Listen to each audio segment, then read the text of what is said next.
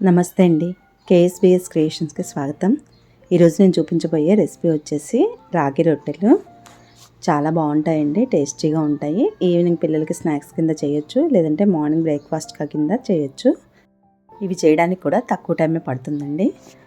దీనికోసం ముందుగా ఒక మిక్సింగ్ బౌల్ తీసుకొని దాంట్లోకి 1 కప్పు వరకు రాగి పిండిని వేసుకోవాలి. దీంట్లోనే రుచికి తగినంతగా ఉప్పు వేసుకోవాలి. అలాగే సన్నగా తరిగిన పచ్చిమిర్చిని వేసుకోవాలి. ఒక చిన్న ముక్క అల్లాన్ని తీసుకొని సన్నగా తురిమి వేసుకోవాలి. అల్లం ముక్కలుగా వేసుకునే కన్నా ఇలా తురిమి వేసుకుంటే బాగుంటుంది ఇందులోకి. అలాగే తురుముకున్న క్యారెట్ని వేసుకోవాలి. సన్నగా తరిగిన కొత్తిమీరని, అలాగే సన్నగా పొడవుగా తరిగిన ఉల్లిపాయలను కూడా వేసుకోవాలి. ఒక 2 చెంచాల పచ్చిశనగపప్పుని ఒక అరగంట ముందు నానబెట్టి వేసుకోవాలి. ఇవన్నీ కూడా ఒకసారి పిండి పట్టేలాగా ఒకసారి బాగా కలుపుకోవాలి. ముందే నీళ్లు పోయకండి. ఇవన్నీ పిండిలో కలిసిపోయాక అప్పుడు కొద్ది కొద్దిగా నీళ్లు పోసుకుంటూ కలుపుకోవాలి. ఇలా గట్టిగా చేతితో ప్రెస్ చేస్తూ ఒక ముద్దలాగా కలుపుకోవాలి. ఇంకా దీంట్లోకి ఏ పిండి వేయవలసిన అవసరం లేదండి. బియ్య పిండి కానీ గోధుమ పిండి కానీ డైరెక్ట్గా ఇదే పిండితో అచ్చంగా ఇదే పిండితో చేసుకోవచ్చు. ఇప్పుడు ఒక బటర్ పేపర్ తీసుకున్నాను. దాని మీద కొంచెం ఆయిల్ అప్లై చేశాను. బటర్ పేపర్ మీద ఆయిల్ అప్లై చేయక్కర్లేదండి, కానీ కొద్దిగా చేశాను నేను ఇక్కడ. ఈ రాగి పిండిని కొద్దిగా ముద్దలాగా తీసుకొని ఇలా రౌండ్గా స్ప్రెడ్ చేసుకోవాలి.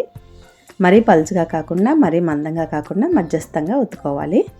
ఈ విధంగా ఒత్తుకున్న తర్వాత దీన్ని పెనం మీద వేసి కాల్చుకోవాలి. స్టవ్ పై పెనం పెట్టి ఆయిల్ వేయాలి. ఆయిల్ వేసి ఒకసారి స్ప్రెడ్ చేసిన తర్వాత అప్పుడు ఈ బటర్ పేపర్ని దాని మీద వేస్తే ఈజీగా వచ్చేస్తుందండి మనకి.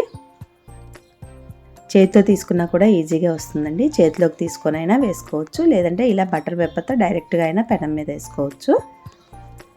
ఇలా ఒకవైపు కాలిన తర్వాత రెండో వైపుకి కూడా తిప్పుకొని ఆయిల్ వేసుకుంటూ రెండు వైపులా మంచి కాలే వరకు కాల్చుకోవాలి. మంచిగా ఎర్రగా కాలాలి. ఇందులో ఉల్లిపాయలు, అల్లం అనేవి ఎక్కువగా ఉంటే బాగుంటుందండి టేస్ట్. రాగి పిండితో చేస్తున్నాం కాబట్టి పిల్లలు తినడానికి ఎక్కువగా ఇష్టపడకపోవచ్చండి.